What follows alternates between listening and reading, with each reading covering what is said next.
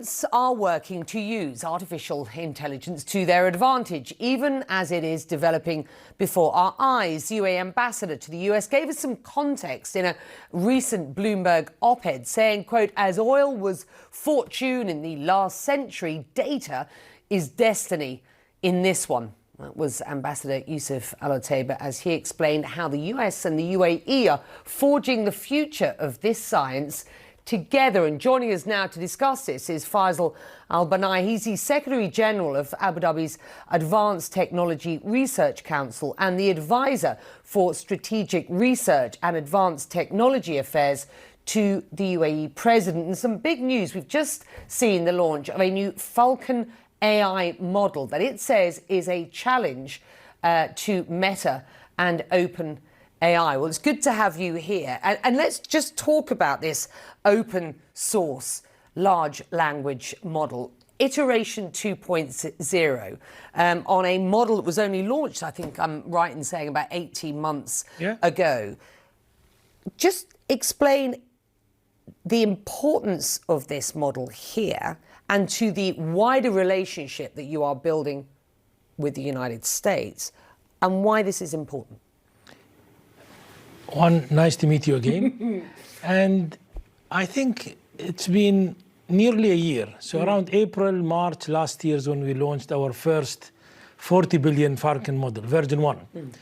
And at that time, we were trying to prove to ourselves, can we really punch above our weight? And can we really do something? And at that time, it scored as the best performing open source model out there when it launched.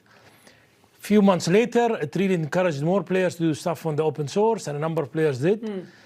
In September, we launched again the Falcon 180 billion model, and that was to further prove to ourselves, can we do it? Since that time, there has been few key decisions that we have made in the country.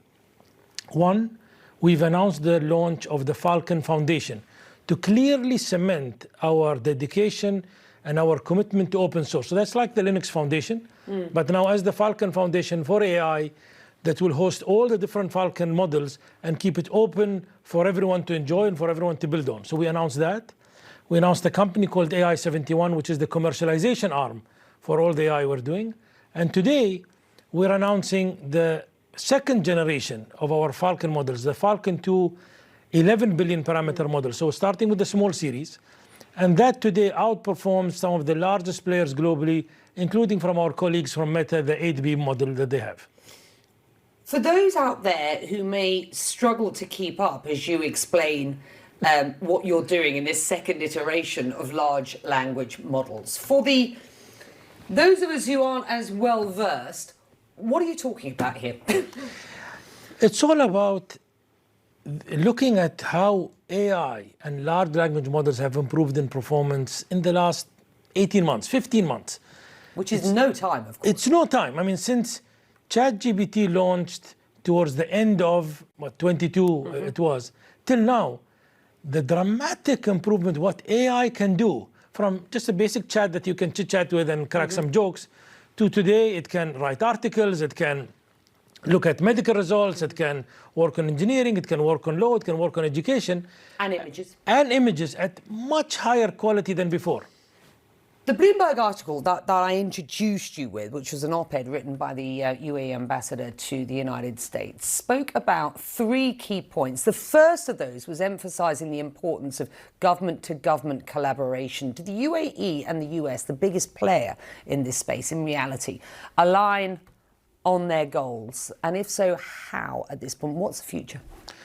I think based on the op-ed that you've seen, based on the various engagement that we've been having with the US, based on looking at companies like Microsoft investing in G42, I think these are all signs of closer collaboration when it comes to AI, whether it is on the AI model itself, whether it is on the chipset side and ensuring supply of NVIDIA chips and other things, whether it's in looking at further investments in chipsets or other areas. There is definitely a closer collaboration that's happening to further improve areas related to compute, areas related to the software part, and areas related to the use cases. And this against the backdrop of the US having a real problem with China and trying, it says at least in Geneva, in an upcoming meeting, to try and sort of close some loopholes that they see in their worries about where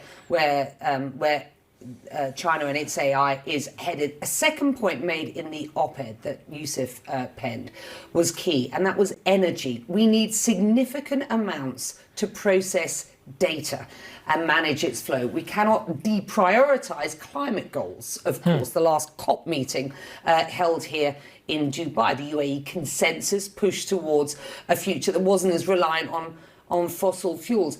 What's the UAE doing about this to ensure that we are technologically proficient and ready for a new generation, and at the same time prioritizing those climate goals that it says, and we see it is prioritizing? Although on one side, many might say, look, you have energy, I don't know whether we don't call it energy abundance or not, but you have energy supply. Yes, we have energy supply as a country to be able to fuel what we want to do in AI, but we are extremely conscious of how well, at least we are building our AI. So, and we will be releasing a technical paper on it soon, probably this week. The AI model that we are building, the Falcon 2 11B model, and what we'll be releasing also at the end of the month, a larger model, you will see very clearly it's getting built with smaller teams than many of our rivals. And at the same time, it's getting built with much less compute than what is done in equivalent platform. We are being extremely conscious of how much compute we do, how efficient we are in our architecture, how efficient we are in our training, to ensure that we don't use more compute than required.